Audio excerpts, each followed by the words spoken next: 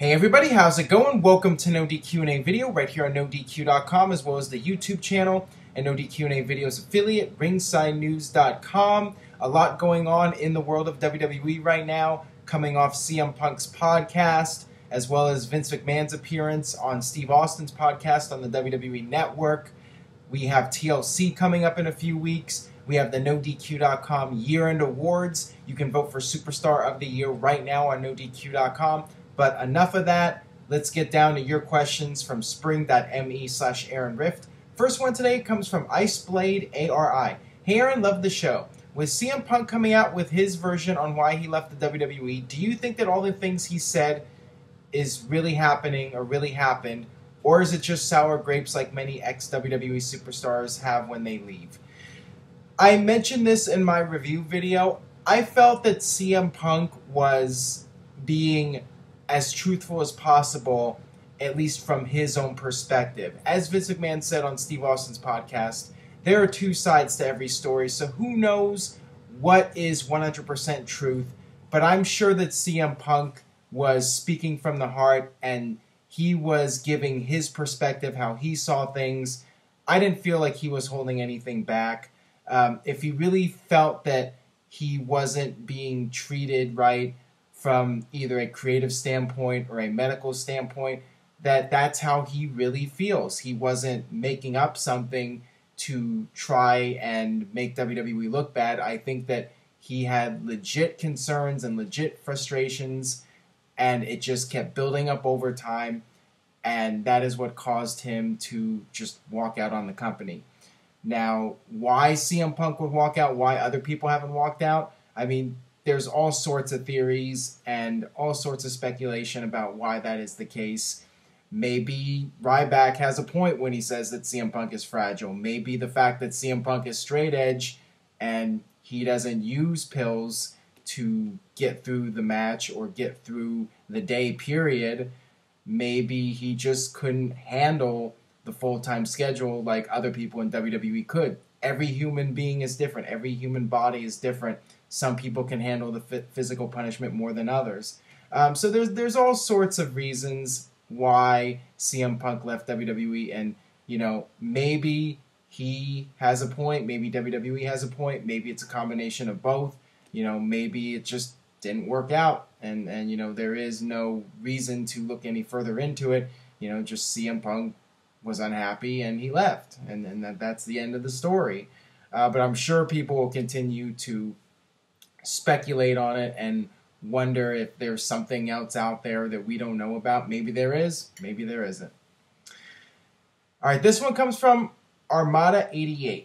Hey Aaron, hope you're doing well. Do you think that Kofi, Big E, and Xavier Woods' faction, The New Day, debuted on Smackdown instead of Raw, shows that WWE has very little faith in this faction? Please answer in video if possible. Keep up the good work. Well, I think the reason behind the New Day debuting on SmackDown was because SmackDown is a taped show and WWE could pipe in the crowd chants, first of all. But also, I think WWE is trying to boost SmackDown and make SmackDown more of an important show. That certainly seems to be the case in recent weeks. It seems like WWE is saving more big segments for SmackDown. And, the week before Survivor Series, they announced the stipulation that everybody on Team Cena would be fired if Team Cena lost. They saved that announcement for SmackDown, not Raw. SmackDown is going to be moving nights in January. So, WWE is really trying to get SmackDown more of a boost in terms of viewership and overall interest, and they want to make the first SmackDown on the new night as big as possible. So I think it's the right move. SmackDown's never going to be the A show, but I do think that in recent years SmackDown has really been a missable show. If you miss SmackDown, you don't miss much, and it does seem like WWE's trying to turn things around and make SmackDown more of a show that you should be watching every week. All right, this one comes from Shades on My Table. Do you think that CM Punk chants would go back to bigger than ever now that he has finally told his side of the story. How do you think WWE is going to handle this? Well, based off of Raw this week, I don't see it being a huge issue for WWE. I mean, there wasn't much in the way of CM Punk chants. There were a few signs in the crowd, but beyond that, it wasn't like it overpowered anything on the show, and where fans were hijacking the show with CM Punk chants. That just wasn't the case. Now, could it happen next time WWE is in Chicago? Probably. I'm sure in Chicago there's always going to be the CM Punk chants, and WWE will always have a way to get back at those fans. And WWE has their methods to get those chants to die down. So I don't think it's going to happen. I don't think the CM Punk chants are really going to pick up steam again.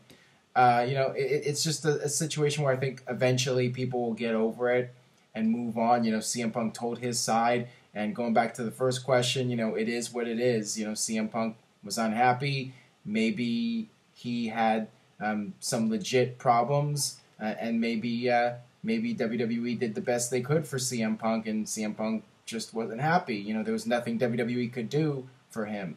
So I think people are just going to eventually let it go, and it's not going to be a situation where the chants really get going again, except for the major shows, of course, in Raw and Chicago and whatnot. All right, this one comes from WWE Fan 5. Hey, Aaron, what did you think of Raw? I give it a 4 out of 10. Pretty weak show, in my opinion. Well, thank you for that, Bret Hart.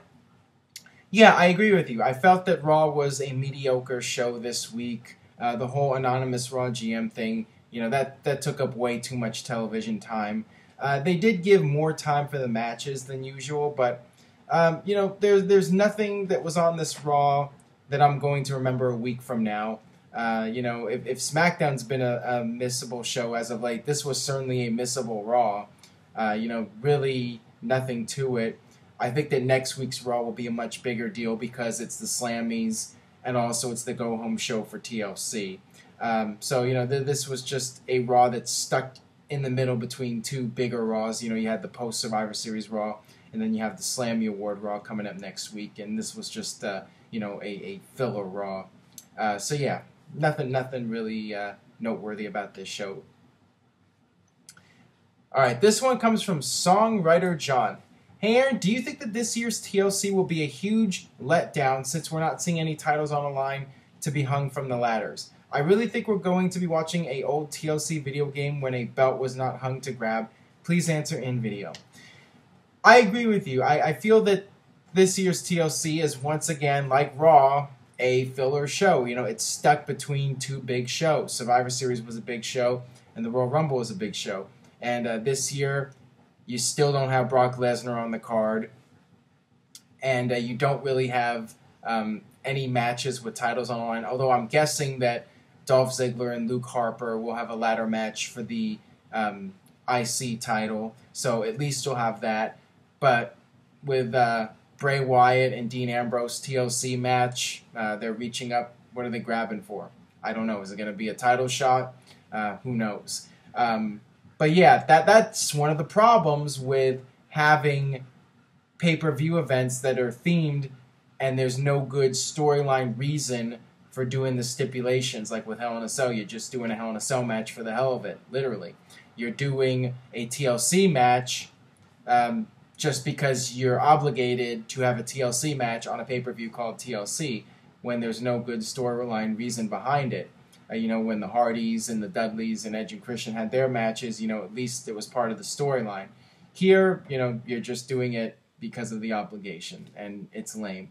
And it's one of the reasons I feel WWE should get rid of the themed pay-per-views. Do a TLC match when it serves a purpose, and there's a good reason to do it in the storyline, not do it just because you have to do it.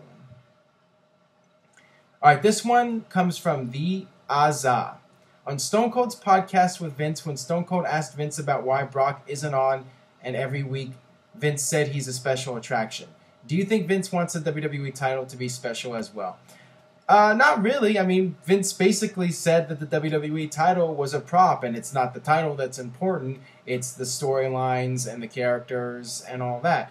And I do agree with him. The storylines are important. The characters are important. But I do feel the WWE title is important. And, I do feel that WWE has dropped the ball with Brock Lesnar. I feel that, yes, he is a special attraction, but appearing on one pay-per-view a month is making Brock special. Having the title means something, and you don't put him on television every week in a match. I mean, he's still a special attraction when you do that format. I just feel there's so many big money matches WWE missed out on with Brock Lesnar and not having him on the events. And you need a reason to watch these shows. I mean, TLC needs a hook. So why not have Brock Lesnar there to make the show special? The show's not special without Brock Lesnar. And no WWE title. So yeah, I mean, you do want to keep Brock Lesnar as a special attraction, but at the same time, he needs to appear more than he's appearing. I mean, it's just gotten ridiculous, the fact that there's no Brock Lesnar. And to me, it really waters down the title. It watered down the streak ending. And, I just feel that Vince has it wrong, and they should have shelled out the extra money to have Brock appear more often. That'll do it for this edition of NoDQ&A video. Thanks as always for watching. If you enjoyed today's video, please subscribe on youtube.com/NoDQCAW. Stay tuned to NoDQ.com for the very latest in WWE and TNA. Submit your questions, spring.me/Aaron Rift. You can ask me about the Austin McMahon podcast, CM Punk, whatever you want. Just go there, submit your questions, and I will see you guys next time for more.